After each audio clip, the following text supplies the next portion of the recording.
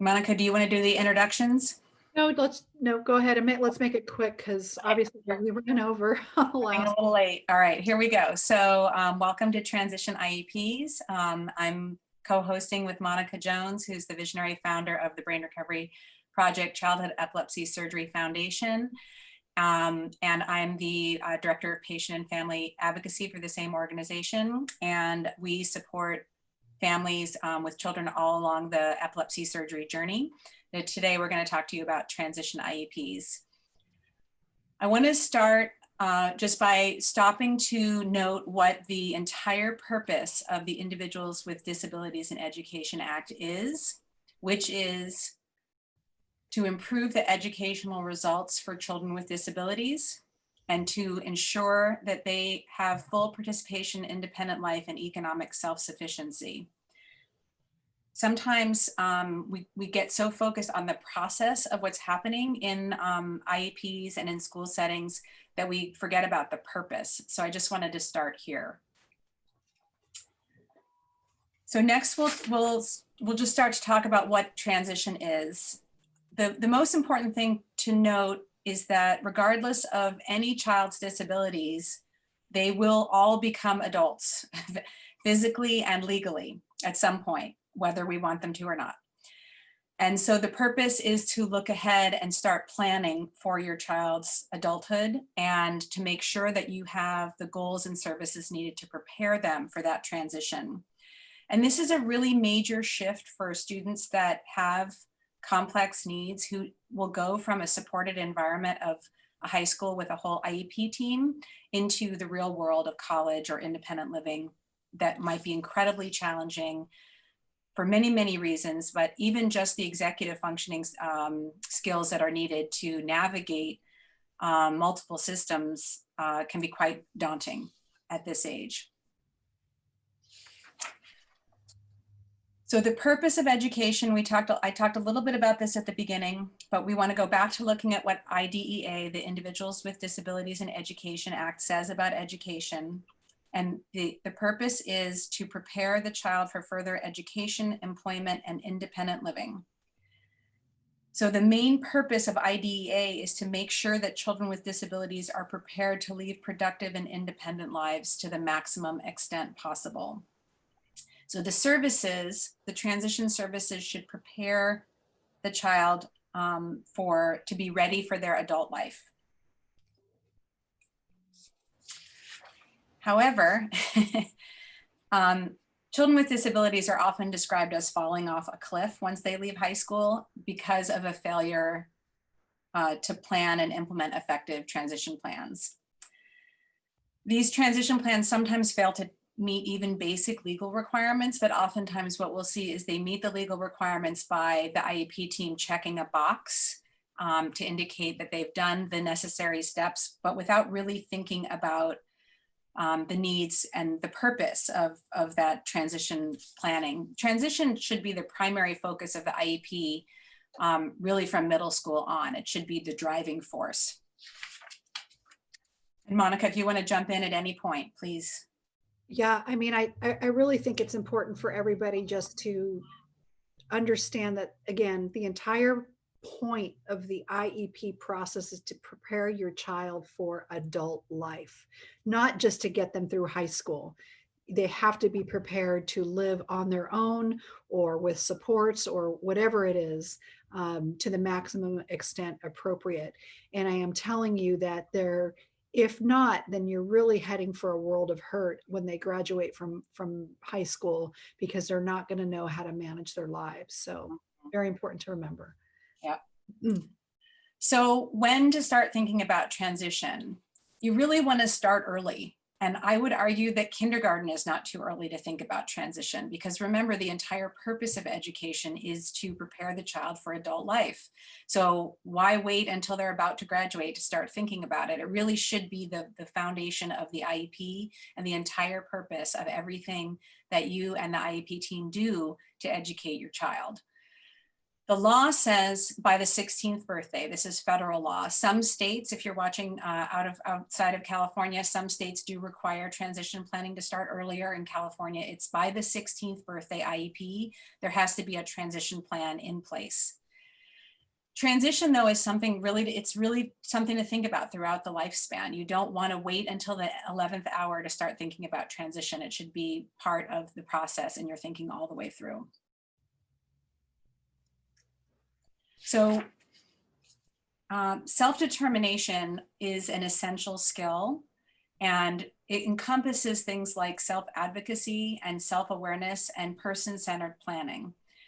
Self-determination is something that you can see in evidence when the child can run their own IEP meeting, can ask appropriate questions, can advocate for themselves. And if your child doesn't have these skills in high school, they should have IEP goals that support those skills being developed because they're critical life skills. Person-centered planning is a term that is used to indicate that the planning of any individual, regardless of their disability, has to center on the person who the planning is about or for. So it's not, transition IEPs are not something that's done to the student. It's something that's done with the student and for the student. And the person who is the student should be the center of all those decisions. Even children with significant communication needs can have supported decision-making and supported participation in their IEP process, and they should.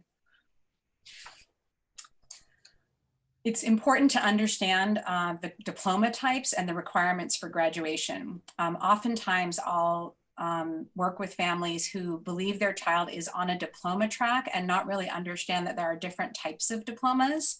So if your child is receiving modified instruction, they are probably not on a track that is going to earn them a regular diploma. They'll probably be earning a certificate of attendance or an alternate diploma.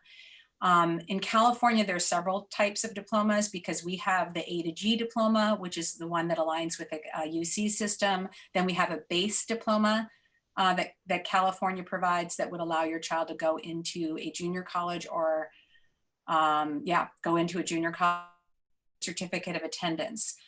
The certificate of attendance or an alternate diploma can really be a barrier to employment. And so if your child is not working towards a regular diploma, and you don't understand the distinction, it's time to call an IEP meeting and sit down and discuss this with your IEP team. So how well should your child read or do math? So according to the Workforce Innovation and Opportunity Act, which is a federal law, you need to be able to read, write, and compute at the 8th grade level. And you have to be able to solve problems and communicate at a level that will allow you to function on the job, in your family, in the community. So if your child is not being supported to reach this level, this is something that you should really be striving for if it's at all possible for your child. One of the issues that I see come up is parents want their child's IEP goals to be aligned with grade level curriculum, and school districts, there can be a lot of back and forth around this. This is where you can use this language to advocate for this, that your child needs to be graduating with at least an 8th grade level in order to function in society. So building the transition IEP. So the entire purpose of the IEP is to prepare your child for life after high school. And often, I hate to even say the transition IEP because I don't want it to be thought of as a separate thing. Like I've said, you really want to be thinking about transition early, and having it be a driving force for everything you do in the IEP. So you don't want to be like, oh, well, now we're thinking about transition. You really should be thinking about transition all the way through, although there are the legal requirements about when that is actually mandated to be in the IEP. But these transition years are the most important because what happens now is going to shape your child's, the outcome of what they're going to be able to do when they leave high school. So here are the parts of a transition plan. This is under, in the law, what it states that a transition IEP must contain. And again, it's an IEP that is at transition age. So we're going to start with assessment. We're going to talk a lot about assessment because it's the foundation of the IEP always. And if you don't have good assessments, you're not going to have a good plan. a functional vocational evaluation, if appropriate. I'll get to that when we talk about assessment. Measurable post-secondary goals. So these are goals for what your child will do after they graduate. This is new. At age 16, now you have to have those measurable post-secondary goals. And then the annual IEP goals support the progress towards those measurable post-secondary goals. The IEP and the assessment needs to be updated annually. So previously, when you only had to have an assessment every 3 years for the triennial, the transition assessment needs to be done every year. And we'll talk a little more about that. Progress monitoring is always important, but especially at this age, again, because we're kind of running out of time. So if you're in that last few years, you really want to be making sure that you're monitoring, is the child making progress on their goals, are the services and activities that the school district has promised or coordinated being provided, that sort of thing. That coordinated set of activities, and I'll spend some time on this as well, that's the supports, the services, and the instruction that the child needs in order to meet those measurable post-secondary goals. At transition age, again, depending on your state, in California at 16, the student has to be invited to the IEP meeting if transition goals or services will be discussed. Also at this age, outside agencies need to be invited to attend. And I'll talk more about that, but this could be the Department of Rehabilitation. It could be a residential living provider that you're anticipating where your child will live, or any other outside program that they would need either in high school or after. And then there also has to be an agreement of who will provide or pay for each service. So step one is assessments. At transition, the plan has to be based on age-appropriate transition assessments, and it has to be in the area of training, education, employment, and independent living where appropriate. I think every child with an IEP needs independent living goals, so we'll talk about that. It's all based on that good assessment data, because that's the foundation of the IEP, and this is how the team, which now includes the student, decides what transition services and goals are needed. The evaluations are critical. However, don't expect the team to know how to do this well. And I'll get into that a little bit. It's a little frustrating to see how transition is approached and handled. It's often handled quite poorly. Monika, do you want to chime in with anything? Nope. Okay. Go ahead. So here's how you request an assessment. So I would say at least a year before your state's mandated age, you should start thinking about assessment and talking to your IEP team. But I want you to remember, while the law requires there to be a transition plan in place by age 16, if your child has really complex medical needs or educational needs or a combination, the team can decide to do the transition plan earlier. So you may be deciding to do this at age 14 or age 12 or even age 5. It really depends on the kid, and it's supposed to be individualized. So that's why you're meeting with your IEP team to have these conversations. So for example, my own son, when he was in middle school, I decided it was time for him to start working on transition because he's very complex. And I asked the IEP team and we started the process then. So the way to do it is you submit your request in writing. Everything should always be in writing with the school district. You want to list any specific assessments that might be needed. You want to attach a letter from your child's neurologist or neurosurgeon, and always include a request for a neuropsychological evaluation, which I'll go into. So the letter from the neurologist is there to support you in your request for assessment. And so if you have not already had a very robust set of assessments on your child, or you're due for a triennial, you want to make sure that everything is covered. So the neurologist or neurosurgeon can help by describing what was the underlying reason for your child to have epilepsy, if it's known. What's the etiology? Has your child had any procedures like surgeries, or even status events like doing significant damage to the temporal lobe, for example? The neurologist can state those effects. So what are the effects of the seizures, the procedures on the specific lobes of the brain? This is where we talk about, is there damage to the temporal lobe, which would affect central auditory processing? Is there damage to the occipital lobe that might affect their visual processing or their vision, that sort of thing? And then other suspected effects. So that might be fatigue, hydrocephalus, ADHD, or a specific learning disability, that sort of thing, and intellectual disability. So I want to just note here that a letter from the neurologist is not a prescription for services. This is not the doctor saying this is what you have to do in the school setting, because a doctor cannot prescribe educational services. The letter is just to help support your request and help the team understand why the assessments you're requesting, which you'll see can be quite lengthy, are a reasonable thing to be requesting. So I want to talk a little bit about the difference between a psychoeducational versus a neuropsychological assessment. Schools offer a psychoeducational assessment in general when you're requesting an IEP or your triennial reevaluation, that sort of thing. And that looks at the child's academic knowledge, their educational achievement, and maybe their vocational skills, depending on the age. The neuropsychologist is going to include other things. They're going to look at that general intelligence and instructional needs, but also their learning strengths and needs, the social emotional dynamics, and they'll look at attention, memory, language, visual and spatial skills, and the other cognitive consequences of epilepsy.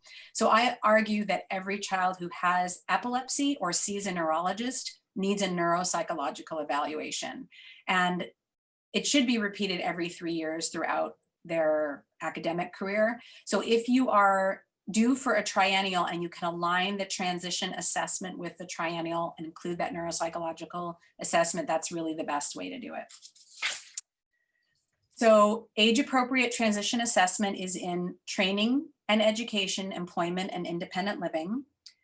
So training and education is often lumped together. They're listed separately in the law, but I've never seen them addressed separately. That's looking at their college readiness or trade schools skills they might need to go to a trade school for, their technological skills, their financial literacy, et cetera. Employment is career exploration, like what job might they even want to have someday? Planning, readiness for applying for a job. Can they fill out a job application? Can they participate in an interview, that sort of thing. This is where that functional vocational assessment might be included. And what that does is it uses a real or a simulated work setting to look at the child and how they function in a real life environment. So this is not a pen and paper test. A functional vocational assessment is a in-person observation. And then the evaluation in this case for a functional vocational evaluation can also be a service because they can provide training in that setting based on what they find. And then independent living looks at all those life skills that are needed to be independent. So we're looking at adaptive skills, functional skills. It might be use of assistive technology, financial literacy, et cetera. There's a long list of things that can be assessed for independent living. So I definitely don't want you to leave that out. It's if needed, but again, every child that has an IEP needs goals and services in independent living. So this is another big piece to consider, and it's often, if not always, okay, I'll say often overlooked. So this is transition healthcare. So considering your child's health in the IEP is critical. Kids who have complex neurological conditions the IEP team has to be thinking about how is that going to affect their future employment choices, their future educational choices, their ability to live independently.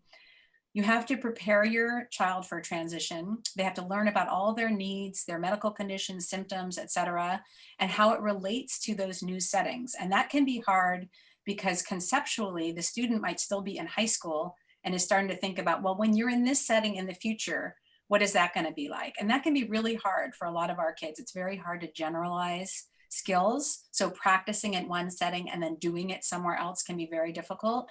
So that's where when we get to a coordinated set of activities, we're going to be asking for some of these things to be practiced in real life environments. And then there are issues with decision-making skills and supports. So some of our kids are not able to make these kinds of decisions independently, and they may never be able to. So in that case, we want to have some alternatives for decision-making supports. So the healthcare assessment would include self-care skills. So self-care skills are what most schools and teams I see when you talk about, well, they have healthcare needs. Okay, this is what we're assessing. We're assessing their preventative health behaviors, their responsible sexual activity, like that they could be addressed in a sex ed class, that they can manage their medical appointments or their own medications. This is about the extent of what I see in most IEPs.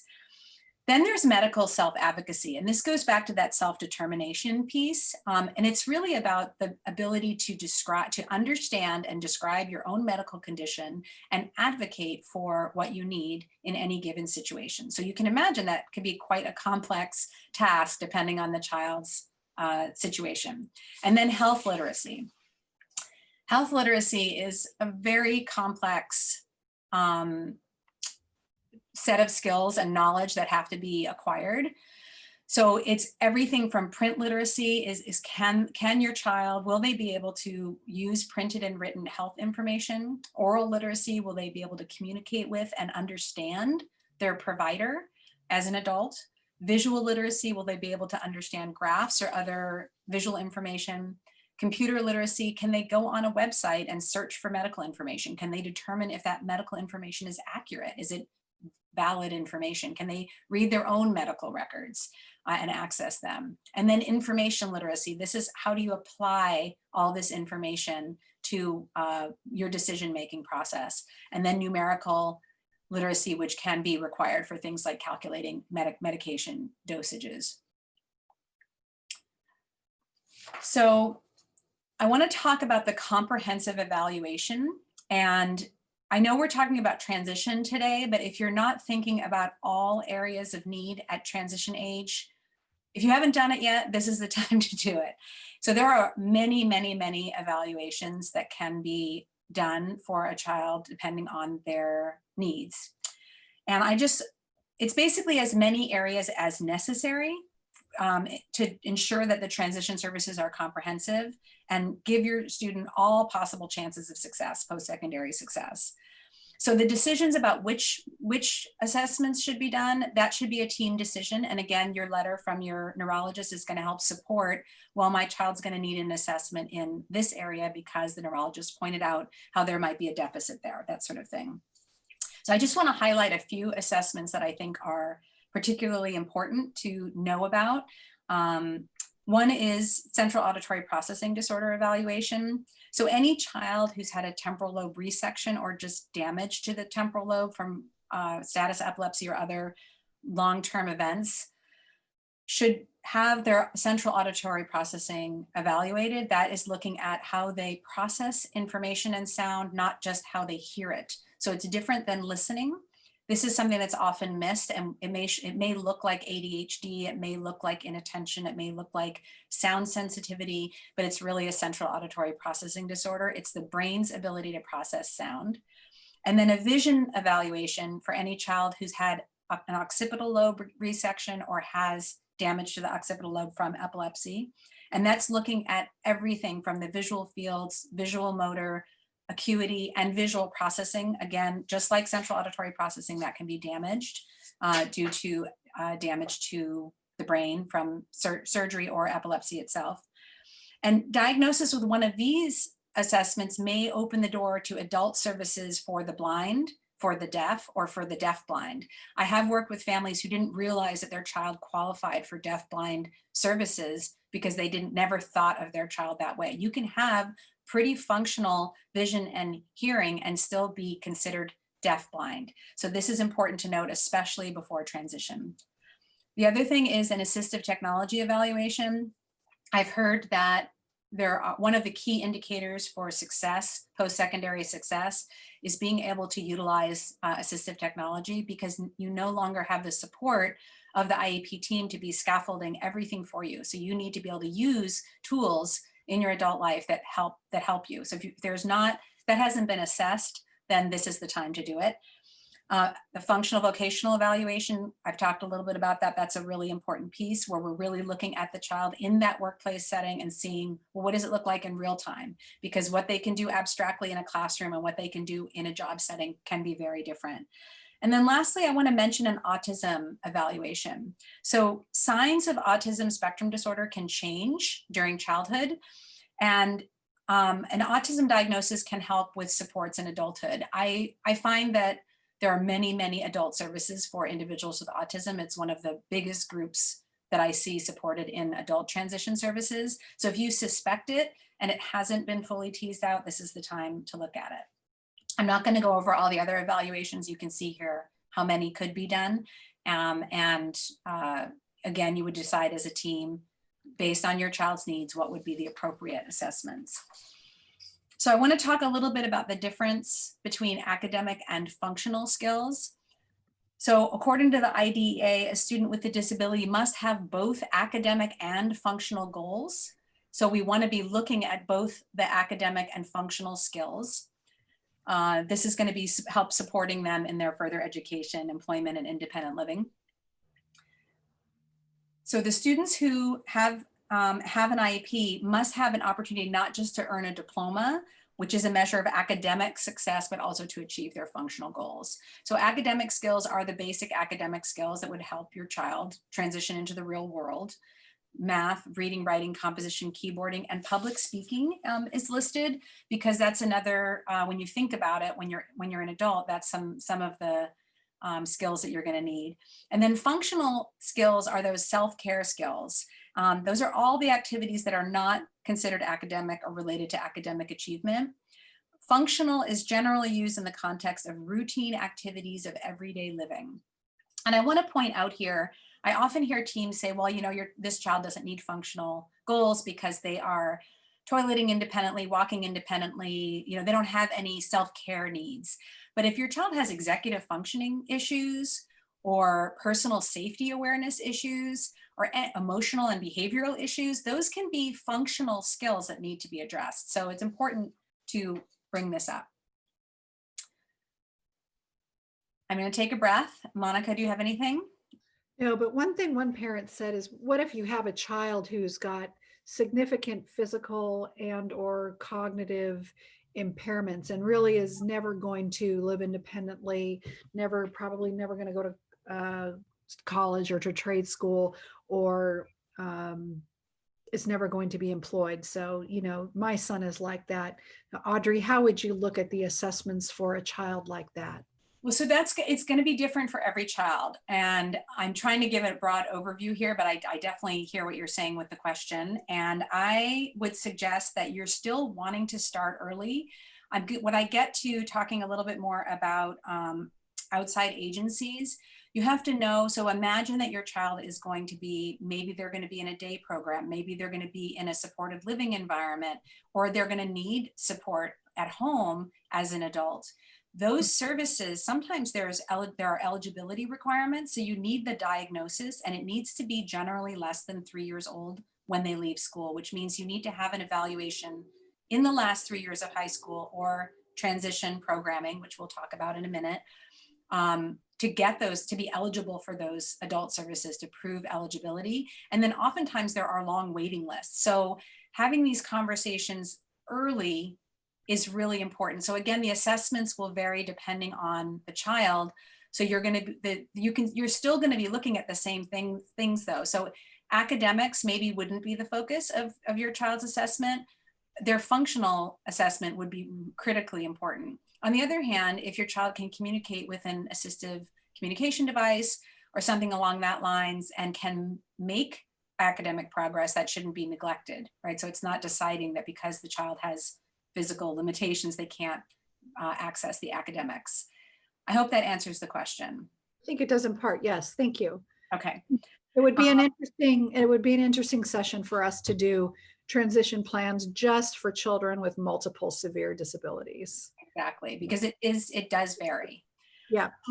In general, I'm just going to quickly go over a few slides that just talk about what should be in a transition assessment, because this is a question I hear a lot. What should a transition assessment look like? So it should include formal and informal measures. Formal measures are things like standardized tests, intelligence tests, achievement tests. Informal measures are things like learning styles or inventories, observational reports, rating scales or checklists. Clear measurements of frequency and the level of support or dependence.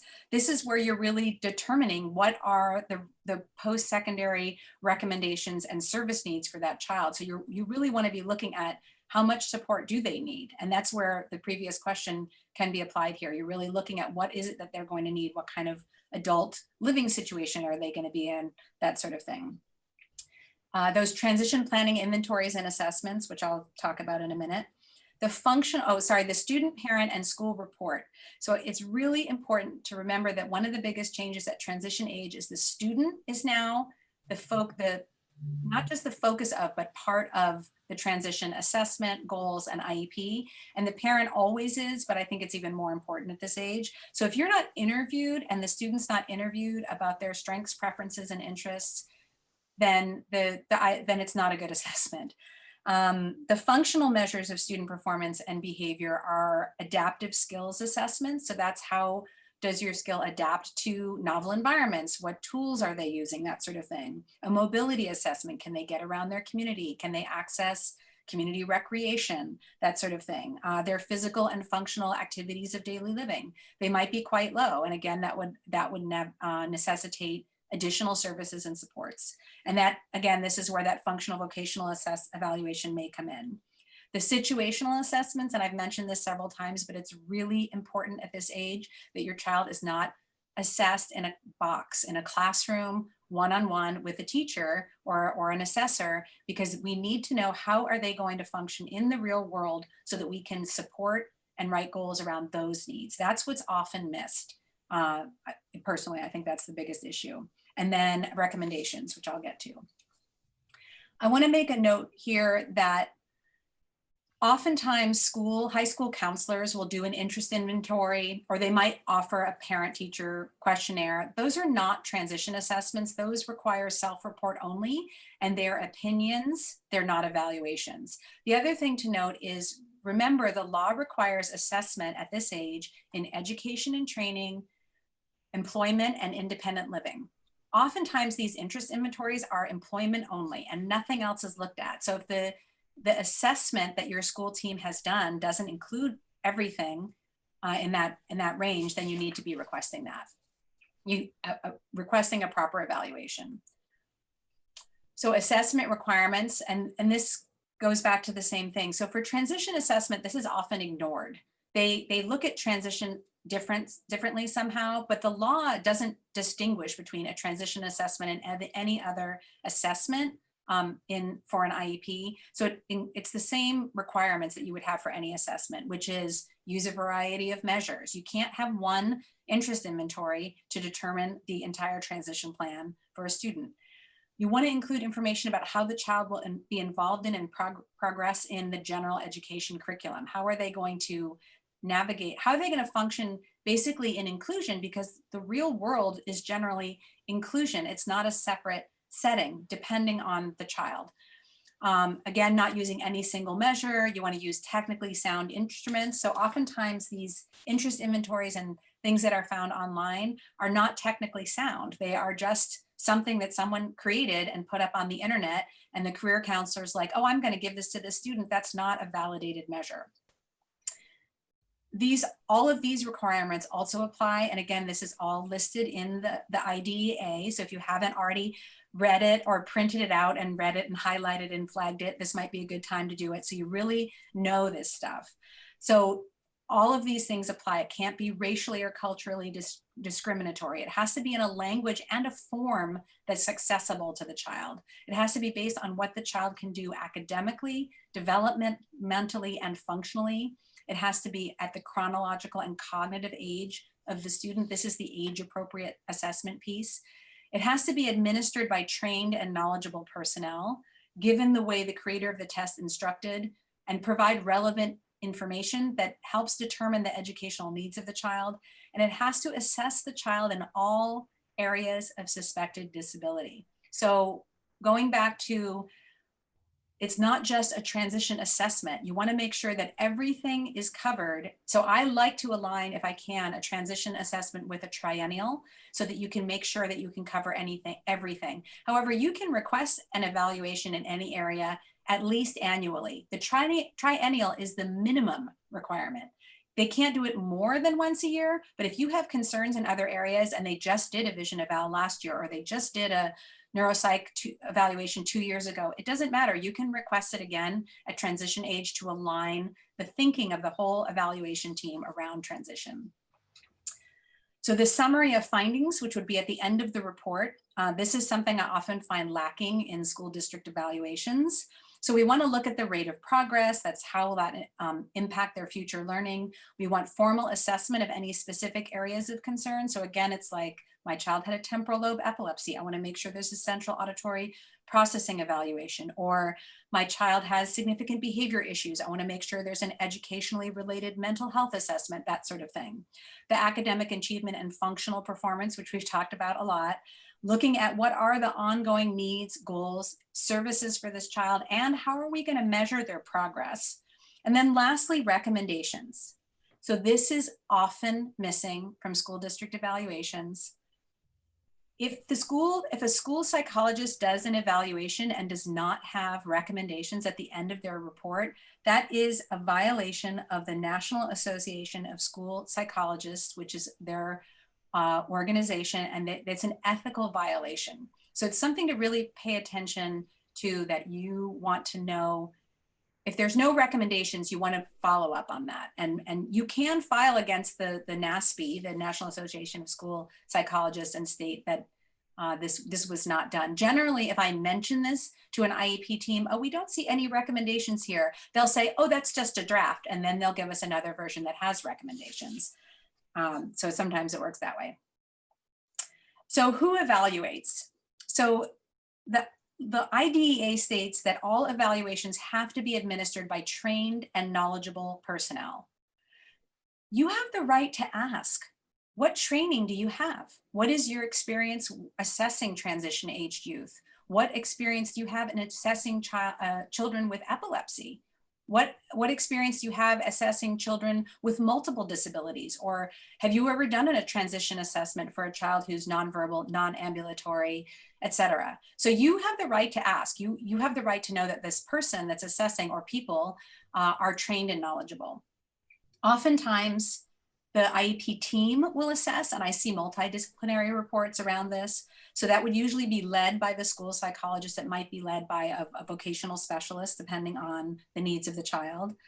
Again, for a functional vocational evaluation, some schools do employ a vocational specialist. This is a certified vocational educator, because remember, functional vocational evaluation is a service as well as an assessment. So, but some schools don't. But again, you're able to ask, well, so is this person certified in vocational evaluation? And if the answer is no, that might warrant an IEE, which is an independent educational evaluation that the district pays for, because they don't have the personnel to do a proper evaluation. The related service providers, they provide a lot of meaningful input on the child's function. And in addition, if the child has areas of need, such as the child's visually impaired, the child has a motor impairment, the child has an auditory impairment or a behavior issue, those specialists in each area, those related service providers, might need to be part of the assessment to help, or at least to consult, to say, this is how this child processes information visually, this is how you're going to have to assess them, that sort of thing. And then lastly, the neuropsychologist. The neuropsychologist conducts the neuropsychological evaluation. Your school team may say, we don't have a neuropsychologist on staff, and that's okay. They're still obligated to provide this evaluation if it's deemed needed, and your letter from your neurologist is going to help support that. And again, if you disagree with the school's evaluation, or if the assessment is not comprehensive to look at all areas of suspected disability, then you have the right to request that IEE, that independent educational evaluation. So we've made it to the IEP meeting. The purpose is to identify the transition services and the needs of the student.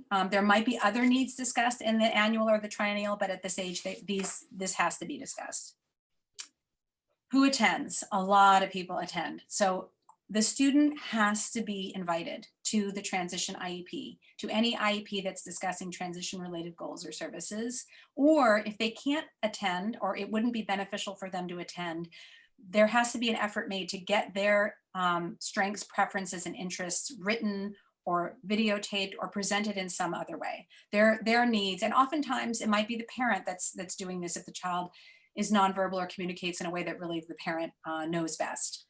And then, so the other thing to remember here is the student and the caregiver, parent, the guardian, are equal decision makers. So there's a lot of people on this team. There's no one person who decides anything.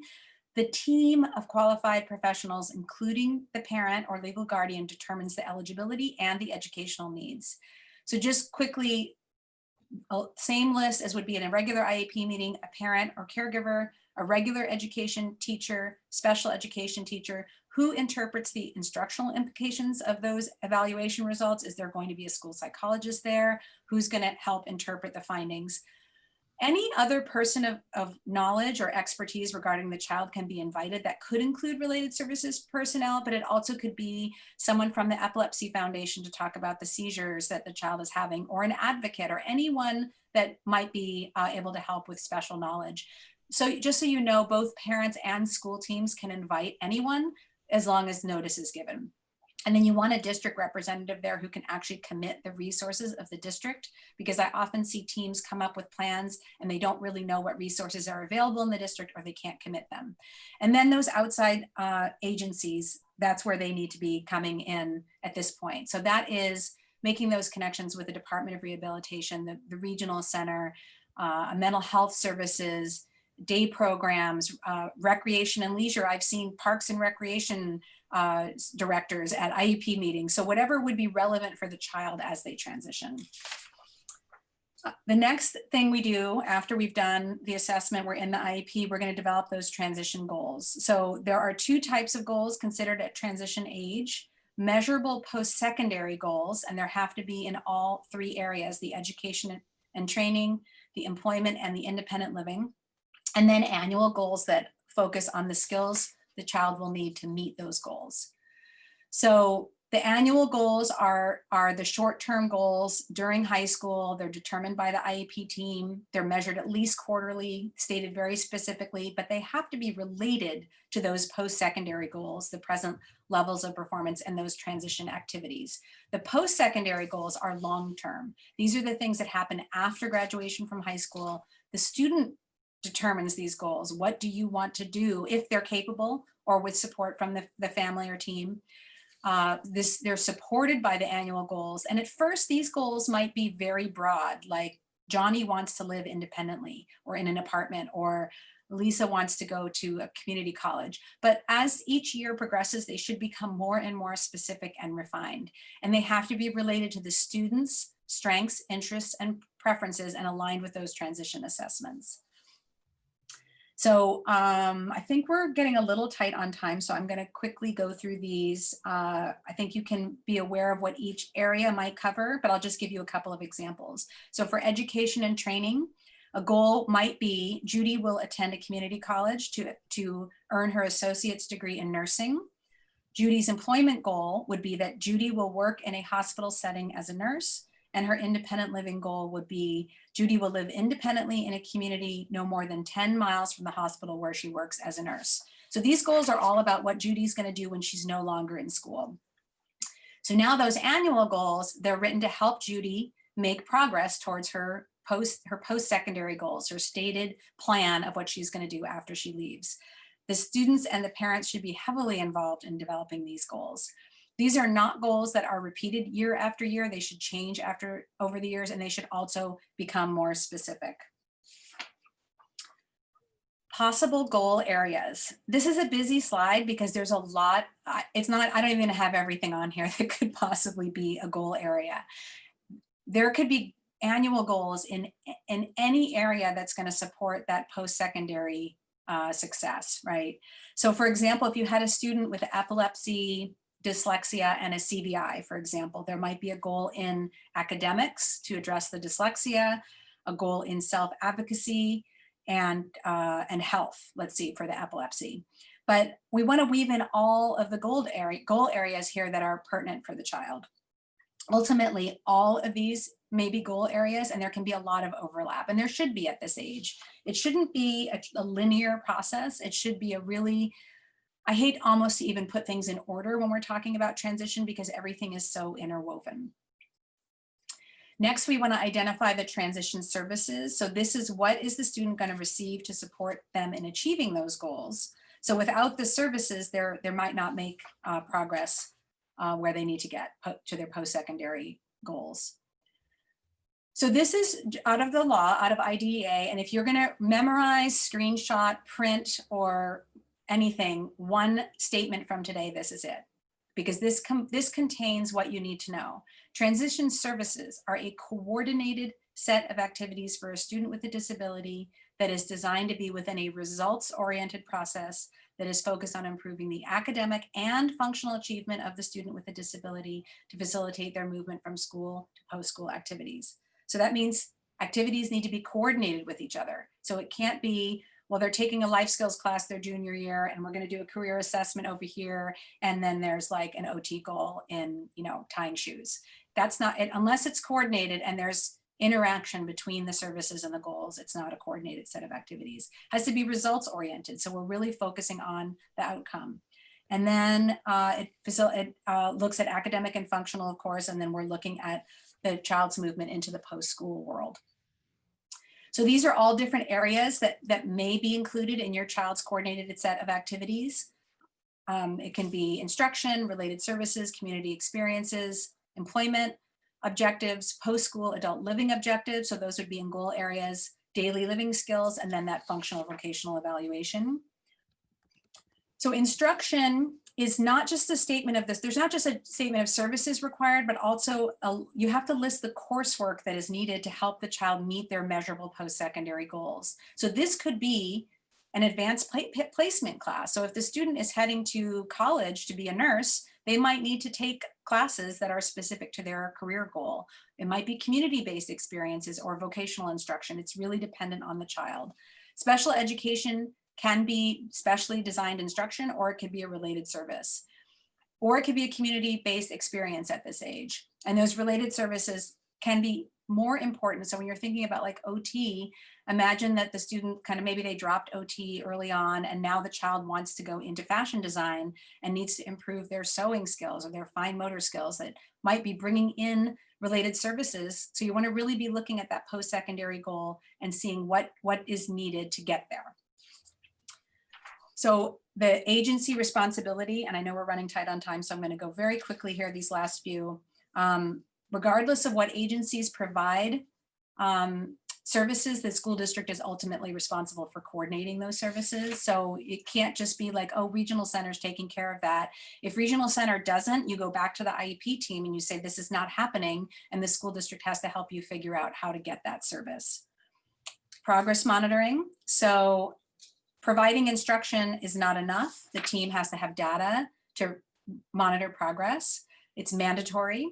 It should be regular. If you're not getting regular progress monitoring, it's usually every quarter or maybe trimester. You need to ask for it. And call an IEP meeting at any time. Don't wait a year to see your child slipping up behind. Remember, these transition age years are really important. So you want to make sure you can call an IEP meeting at any time. You don't have to wait a year. And the school district is obligated to implement an appropriate and meaningful transition plan for each child with a disability. That is in the law. You want to update this annually. So remember, we talked about annual age appropriate transition assessment. That is different. It has to be based on current interests, abilities, and challenges. And teens change a lot. So we don't want to wait 2-3 years. We need to be really looking and revisiting every year. So it doesn't mean that every assessment is going to be redone every year, but maybe after we've gotten that foundation of the comprehensive, looking at all the comprehensive areas of disability, that we would repeat an interest inventory over annually to really look at how their interests have changed, that sort of thing. Every year you need a review, just the way you would in any IEP, to update those present levels. If your child's not making progress, then call an IEP meeting sooner. You want to review and revise the progress on the goals, review the course of study. I see students that are on a diploma track but aren't earning enough credits to graduate. They're not going to graduate. And sometimes parents and students are caught by surprise. You want to make sure those transition activities are taking place, that the outside agencies are either you're connected or they're providing the services, and you want to revise the transition plan every year. So for age of majority, This is the legal age that your child becomes an adult. And like I said before, no matter your child's disability, at 18 in California, and it's different in other states, your child will become a legal adult. And in some cases, the IEP team will not really direct any of their conversation to you. They'll turn to the student. In some cases, the IEP may be confidential. Your rights as a legal guardian can be removed at that age, or it just transfers over to the child, the adult child. So if you have concerns about self-determination, you want to make sure you have some decision-making supports in place at the age of majority. So IDEA says that each state can determine if a student who receives special education continues to need help in planning, and there has to be a system in place for that. So ask your IEP team about that. You could obtain guardianship or a limited conservatorship, which helps you, allows you to continue making decisions for your child. Guardianship is pretty broad. Limited conservatorship would allow you decision-making rights in certain areas. Again, there's supported decision-making, which is where you have a team of trusted supporters that are helping the youth with a disability make decisions. Or you can simplify it with a power of attorney and do educational decision-making rights, individual decision-making rights based on individual powers of attorney. You want to think about these things early. I would say at least a year before they turn 18, and speak to an attorney. If you can't afford an attorney, there's low-cost clinics in every county that can help you access this information. I talked about how important healthcare is for our kids, of course, so we really want to be thinking about their healthcare needs as well. So that medical power of attorney, a healthcare proxy, and thinking about their end-of-life decisions. I just want to make another comment here. So at the age of majority, all those medical decision-making rights transfer to your child. And in the era of COVID, in many cases, once your child turns 18, you can't even go into the hospital with them because you are no longer their decision maker. So you want to be thinking about these things. In California, youth of any age can access things like birth control and mental health services without the consent of the parent or even notification to the parent. So these are things you want to be thinking about early and setting up that protection if you feel your child needs that. Lastly, we're at graduation and aging out. Whew. And that's a change in educational placement, which requires an IEP team meeting and then a summary of performance. If you get here and goals and services were not met, then you might be looking at legal remedies or some other options to earn another year, get additional services put into place, that sort of thing. So a summary of performance has to be provided. It's required for all students. It should provide information, and the purpose of this is to help you help your child when they transition into any adult setting to have all the information they need to share with another agency to get services and supports. There are many options at graduation. So there's a regular diploma, but you may consider refusing the diploma if those goals and services were not met or not provided. And then there's alternate diploma or certificate of completion. Those children can continue to stay in the school district transition programs. Or in some cases, there have been situations where schools are required to pay for private transition programs if the school does not have an appropriate program for your child. So that's a really important thing to think about and know about at this age. Lastly, oh, Monika. No, go ahead. I just had one point, but go ahead. This is it. We're at the end. Your child's going to become an adult. Decision making. Yeah. Yeah. Think about your future life, and it's complicated, and don't expect it to be done well. And there we are. I don't know if we have time for questions. We have 2 minutes. Okay. If anybody has a question they want to put in the chat. And I had the chat off because I didn't want my screen to be. That's okay. I've been answering a couple of them during your talk. I think that thinking about transition as soon as possible, regardless of your child's level of functioning, is extremely important. I had one family whose daughter was functionally illiterate. We tried to get things taken care of before she turned 18, and mom did not have any sort of power of attorney or conservatorship over her. The daughter reached 18. She wanted to graduate with her friends. She got a certificate of completion. Mom never got the conservatorship. So she graduated from high school totally unable to read. If mother had stepped in a year earlier and gotten all the paperwork in place, we could have declined the diploma, refused the diploma, and kept her in special ed until she was 22 to at least increase her literacy level. So be careful of how this would surprise you. Yeah. Conservatorship versus guardianship is the latter only for under age 18. Guardianship is under age 18 and conservatorship is over age 18, I think. I hope I haven't refused it. I should know that by heart. I don't know that by heart. I think that the conservatorship would, it would be for adults once they're 18, but you want to start the process, I would say, about a year earlier, even if you do. Yeah, it takes time. It takes about 6 months to do all the paperwork. There's court dates and assessments and that sort of thing. Yeah. I can't move forward to the slide with my email, but you can find us on the brainrecoveryproject.org. And I'm happy to share my slides with notes. If anyone wants them, feel free to email me. I'm Audrey Vernick, and please reach out to us with more questions. Thank you.